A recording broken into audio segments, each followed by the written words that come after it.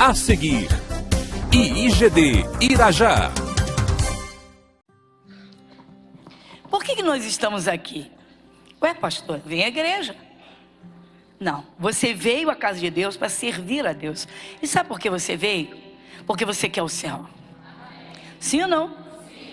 Você quer o céu? Ah, muito bem. Querer é uma coisa e chegar é outra. Bom, querer pode se dizer que é o começo. Amém? Mas com quem eu estou andando ou a quem eu estou ouvindo se eu quero chegar ao céu? Quem é que vai me tomar pela mão e me levar para o céu? No momento certo. Quem? Jesus. Irmãos, nós estamos ouvindo, hoje é a 4ª semana, sobre Jesus, o bom pastor. Não sei se o pessoal de casa pode pensar que é culto repetido, mas não é culto repetido, porque nós estamos numa passagem bíblica, hoje é a 4ª semana,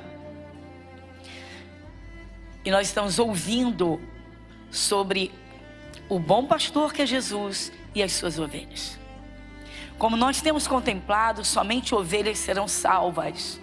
Isso é sério, igreja. Nesse entendimento, a base é João capítulo 10.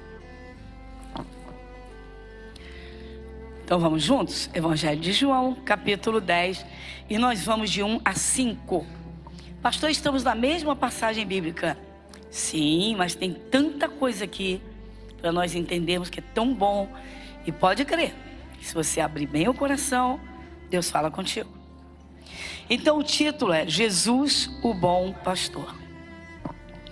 Na verdade, vamos juntos? Na verdade vos digo, que aquele que não entra pela porta no curral das ovelhas, mas sobe por outra parte, é ladrão e salteador. Aquele, porém, que entra pela porta é o pastor das ovelhas. A este o porteiro abre, e as ovelhas ouvem a sua voz. E chama pelo nome as suas ovelhas, e as traz para fora. E quando tira para fora as suas ovelhas, vai adiante delas. E as ovelhas o seguem, porque conhecem a sua voz. Mas de modo nenhum seguirão o estranho. Antes fugirão dele, porque não conhecem a voz dos estranhos. Amém, Jesus?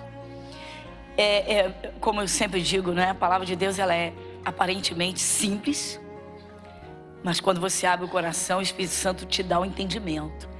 Mas ao mesmo tempo é profunda demais, porque é a palavra do Criador. É Deus falando. Bem, irmãos, para evitar muita leitura, lembrando que você já leu comigo em Mateus 25, você vê em casa, eu creio que vocês marcaram. Só ovelhas serão salvas, serão postas à direita, como era o costume do pastoreio, é o costume, principalmente do pastoreio da Palestina, que é um entendimento profundo sobre ovelha e pastor, né? Ovelha e suas características, suas necessidades. Bom, e o bom pastor. Então Jesus se apresentou como o bom pastor. Irmãos, indiscutível. Ele entregou a própria vida. Jesus é Deus, como o homem entrega a sua própria vida. Ora, se ele entrega a sua própria vida pelas ovelhas, obviamente, essas ovelhas têm um altíssimo valor para ele. É a vida dele pelas ovelhas. Então já começa por aí.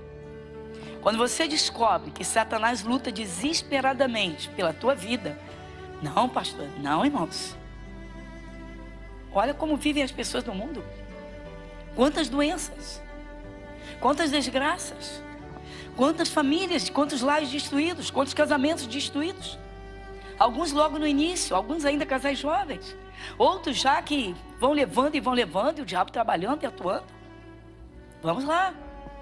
Sentimentos revoltosos, raivas, iras, mágoas, ressentimentos. Satanás, ele sabe como destruir o ser humano. Quando a pessoa encontra Jesus, irmãos, ela encontra a vida. Só que agora vai precisar ouvir, mas ouvir com toda atenção. Esse é o ponto central, irmãos. Esse é o ponto central. Foi o que nós vimos agora no culto das 7. Ovelha ouve a voz do pastor. Não é a nossa voz humana, é a voz da palavra de Deus. Então, irmãos, quem segue a palavra de Deus, quem ouve realmente o que Deus fala na Bíblia Sagrada, segue o bom pastor. Claro que essa pessoa vai se diferenciar na sociedade. As pessoas têm medo de tudo. A ovelha não sabe nem o que é medo, sabe por quê? Ela é tão inocente, que o medo não chega perto dela.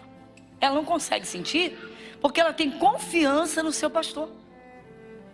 A ovelha não percebe, ela não tem percepção, ela não percebe risco que ela corre.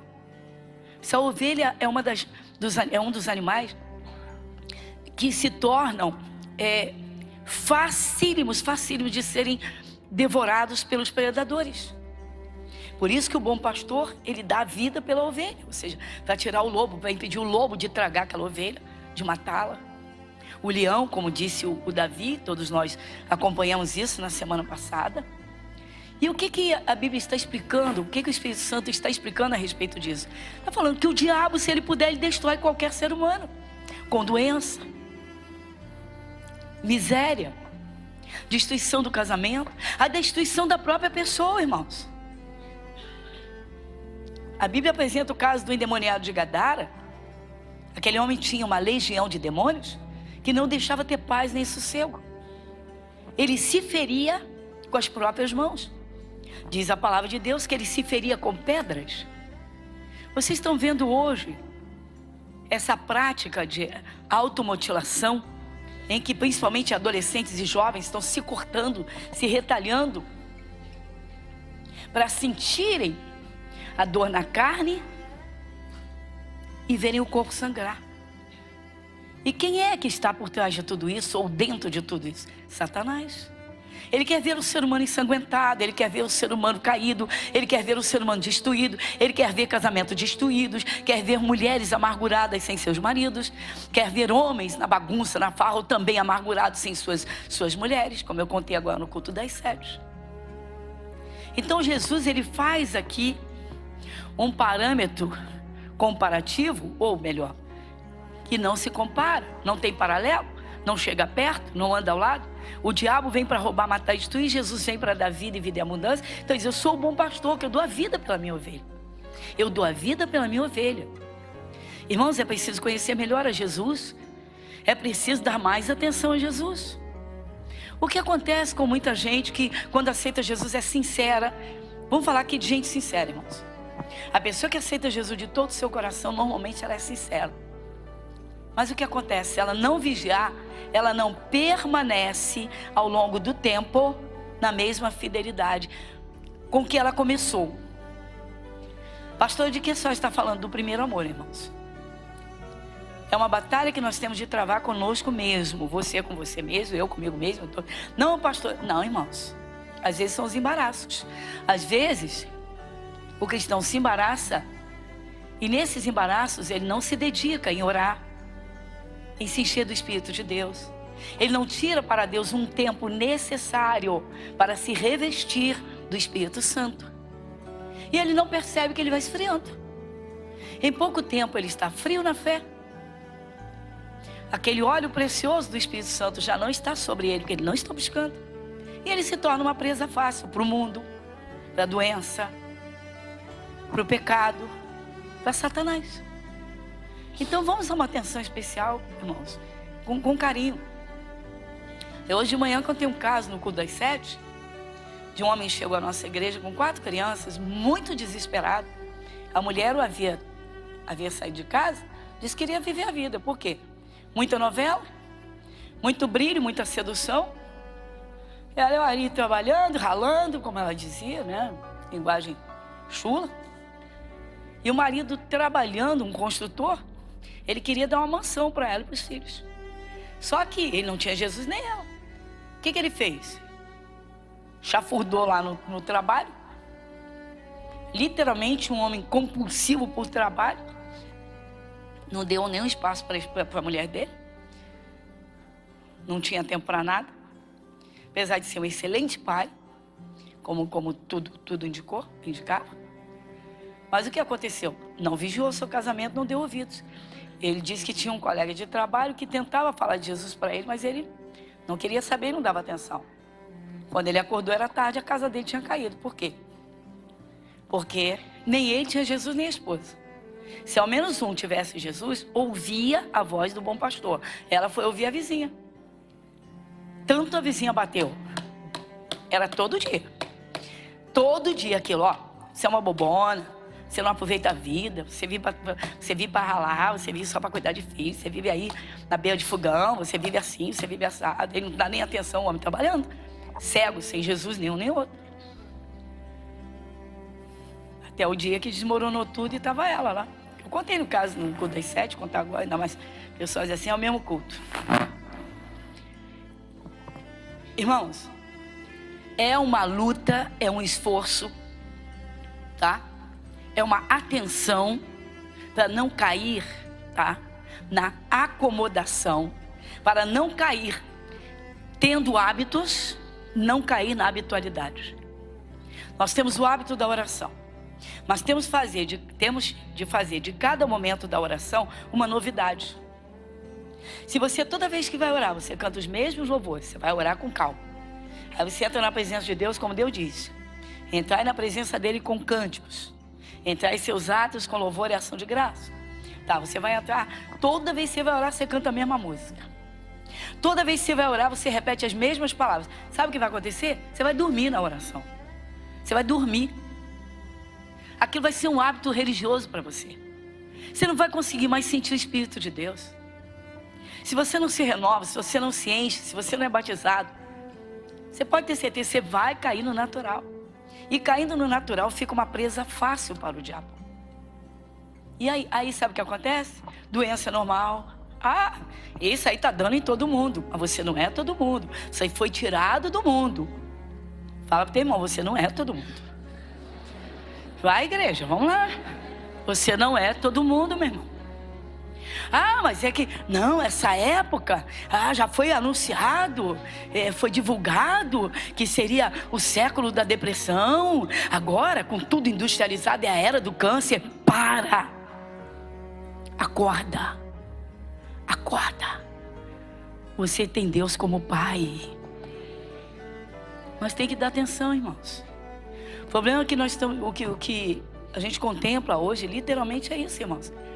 As pessoas se acostumam, se acomodam, levam uma vida religiosa.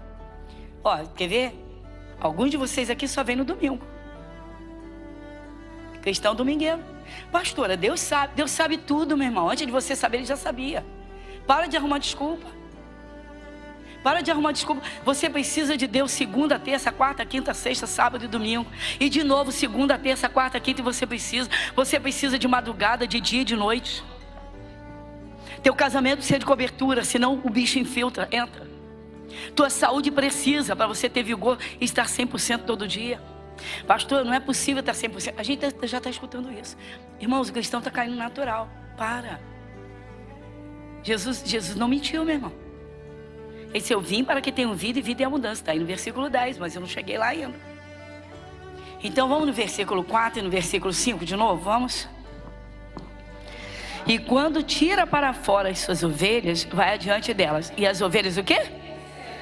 Porque ovelha conhece a voz do seu pastor. Irmãos, a ovelha conhece a voz de Jesus, a voz da palavra. Meu irmão, calma, não é assim não. O tempo vira, a gente fica doente mesmo. Ovelha ouve a voz do bom pastor. O bom pastor deu a vida por você. Jesus já deu a vida. Para de arrumar desculpa para acomodação. Aquece a fé, meu irmão. Entra numa madrugada na presença de Deus, até você se encher do Espírito de Deus e conseguir mandar aquele mal embora. Não conseguiu, pede ajuda à igreja. Mas não diga que é normal. Não diga que é normal, que a doença é normal. Não diga que a miséria é normal. Não diga que a enxaqueca é normal. Não diga, mulher, que a TPM é normal. Para. Não diga que é normal o esfriamento no casamento e a destruição da família. Hoje está tudo normal. Não diga que é normal. Eu contei esse caso hoje de manhã porque, literalmente, quando me chegou, na época, eu confesso, eu fiquei muito triste, mas triste mesmo de ver 4 crianças abandonadas pela mãe, porque ela ficou vendo novela, e a vizinha, que via a mesma novela, buzinando no ouvido dela, e ela lá, amizade com a amiguinha dentro de casa, amiguinha para fazer compra, amiguinha não sei o quê, ouvindo. A ovelha ouve a voz do seu pastor. O pastor é Jesus. Casamentos destruídos porque fica lá no Facebook jogando conversa fora. Para. Vamos criar juízo, meu irmão. Pastor, são meus amigos. Eu não entendo, as pessoas casam e continuam cheias de amigos. Cheias de amigos. Antigamente, quando ia casar, fazia despedida de solteiro. Hoje não existe mais isso. Aí casa e leva o quartel para dentro de casa.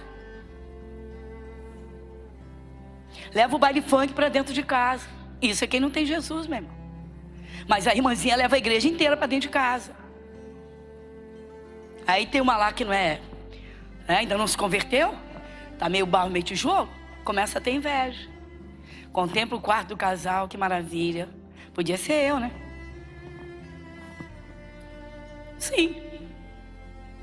Contar, vocês, irmãos. Não, pastora, eu já sei que você vai falar da inveja. Inveja não tem nada a ver comigo. Se você está coberta e revestida, ela não tem mesmo.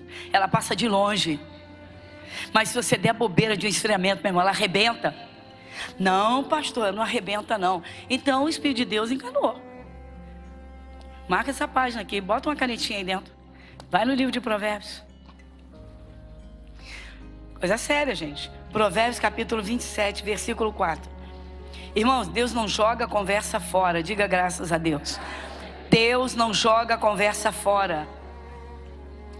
Provérbios capítulo 27, versículo 4. Quem lê comigo?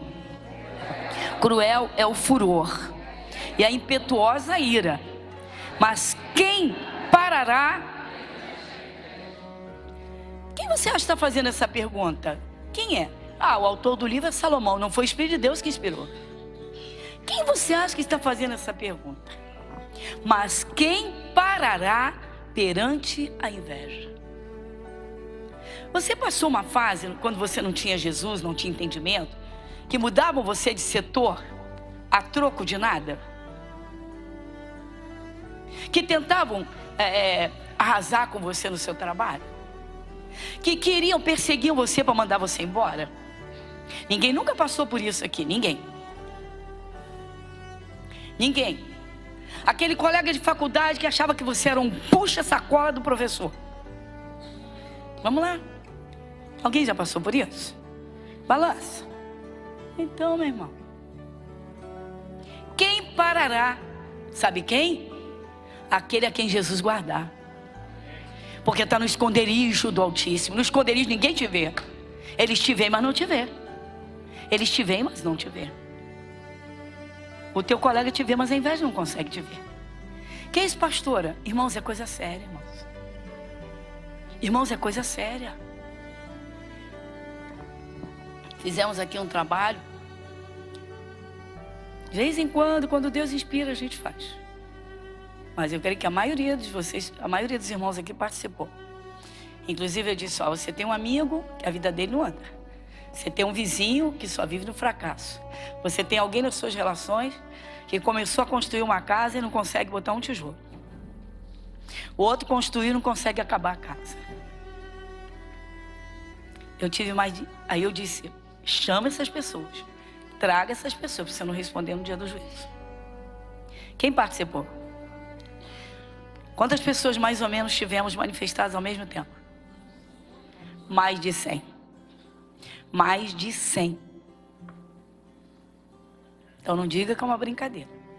Você que tem o entendimento, você que ora, você que se consagra, você que tem o Espírito de Deus, você tem escudo, meu irmão. Mas o escudo é a fé. A fé tem que estar firme. A fé tem que estar em alta. Eu contei um caso, não contei da moça do cabelo? Contei o caso? Pronto. Poderia te contar inúmeros. Então não é uma brincadeira. Tive um caso de um senhor. Ele era de Jesus, mas era tradicional. Não guerreava, não tinha visão de usar o poder da palavra, de usar a autoridade do nome de Jesus. Não tinha nada disso. Era tradicional. E aí? Estava construindo a casa, ele mesmo, com as suas mãos.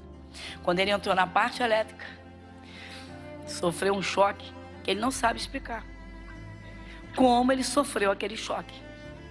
Ficou quase paralisado. Levou tempo para voltar aos movimentos. E aí se recuperou, voltou a trabalhar na obra da casa. O que aconteceu? Sofreu uma queda. Fraturou a clavícula, fraturou o braço. E aí, meses de novo parado. E aí uma vizinha trouxe à nossa igreja: pastor, a casa dele está mais de 10 anos parada. E ele faz de tudo. Só que quando ele bota a mão, ele se machuca. Contou o caso do choque elétrico, contou o caso da fratura na clavícula e no braço. E ele disse: pastor, vou falar uma coisa para a senhora, eu estou com medo de morrer. Construindo. A gente ri, mas ele disse: eu sou construtor, pastor. E aí botei a mão na cabeça do homem, ele manifestou. Evangélico. Manifestou o demônio. Ué, mas a inveja é um demônio? Não, irmão. A inveja é obra da carne. Diz a palavra de Deus, vou mostrar para vocês. Só que a pessoa que não tem Jesus, ou que não tem entendimento, não tem fé, ela fica o quê? Vulnerável. Ué, mas se a inveja é um sentimento, mas um sentimento que tem uma ponte, né, irmão? Se tem um invejoso, tem um invejado, não tem? Então tem uma ponte. Se tem um invejoso, tem um invejado. Então vamos lá, ó. Então a pessoa tem que andar com Deus, ela tem que se revestir. Cruel é o furor. Deus está dizendo: o furor é cruel. Uma pessoa furiosa, sai de perto, meu irmão. Sai de perto e repreende o demônio. Mas sai de perto. E é impetuosa a ira. A ira é impetuosa, ela é abusada. Pessoa irada fala um monte de besteira, faz besteira. E Deus está dizendo, está comparando. Mas quem parará perante a inveja? Você que tem Jesus, a inveja nem te toca, meu irmão.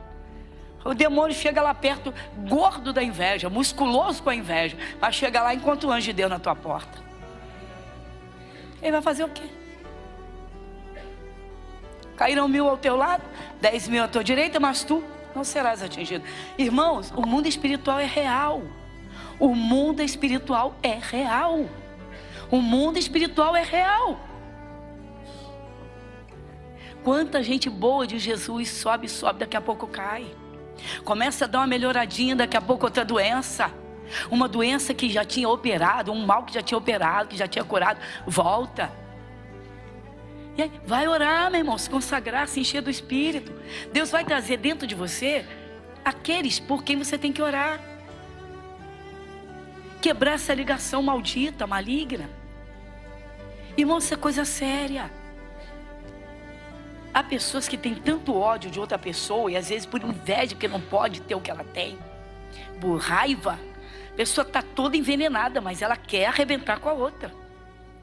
E aí quando você ora, o Espírito de Deus, ele te inspira. Irmãos, o Espírito Santo é maravilhoso. Ele te inspira a orar por aquela pessoa. Você nem sabe por que está orando, pedindo bênção para ela. Pastor, eu vou orar por gente que quer acabar com a minha vida? Então você não conhece Jesus. Jesus disse: amai a vossos inimigos, bendizei os que vos maldizem, e orai pelos que vos maltratam e perseguem. O cristão não obedece, irmãos. O que eu falo da escola do Espírito Santo? O que eu falo de estudo bíblico? Cristão não estuda a palavra, irmãos. Não tenha paciência. Não, domingueiro, com carinho, irmão. Está aqui cheio de domingueiro, com carinho. Você está em falta, irmão. Você está no vermelho. Você está sentado numa poltrona vermelha, mas você está no vermelho. Você está no vermelho. Porque você acha que você orando sozinho em casa, aquela oração sonolenta, aquela oração da noite, que você está cansado, o corpo cansado depois de um dia de trabalho, que você vai dormir para o dia seguinte acordar correndo e ir para o trabalho de novo. Eu conheci um senhor, muitos anos atrás, que ele tinha um amigo evangélico tradicional. E o amigo contou para ele como fez para resolver o problema da falta de tempo para orar. Ele tinha tempo para tudo, mas para orar ele não tinha. Então ele acordava pela manhã e ele já levantava da cama assim, olhando o relógio, com pressa de ir para o trabalho, ia para o banho. E ele já ia assim: Senhor, abençoa a minha casa, abençoa a minha família, esfrega daqui, esfrega dali. Aí vai correndo, se seca. Senhor, não esquece do meu trabalho, abençoa. Senhor, guarda meus filhos e tal. Olha, isso é oração, meu irmão. Desse jeito, tomando banho, se enxugando. Aí ele contou. Até que um outro foi acordar. Aí o que aconteceu? Aí ele estava saindo de casa. Aí, Senhor, muito obrigado, guarda a minha casa. E lá vou eu. Cegueira total. Dia seguinte a mesma coisa. Aí ele disse, comecei a acordar cada dia mais tarde, o corpo cansado, trabalhando muito. Ele contando para essa pessoa que me contou. Esse amigo. A gente conta, você pensa que é piada, né? Não, meu irmão, não é história de pescador, não. Aí ele disse, já sei como eu vou resolver meu problema. Pegou uma cartolina, fez todo o pedido que ele queria. Senhor, meu Deus e meu Pai, pelo nome de Jesus, abençoa minha casa, meu dia, meu trabalho, meus filhos. Guarda a nossa casa, guarda a família, abençoa. Muito obrigado, graças, amém. Colou na parede do quarto. O dia que ele acordou tarde demais, que ele não deu tcheco, sabe o que ele fez? Senhor, é tudo isso aí, amém. Tudo isso aí.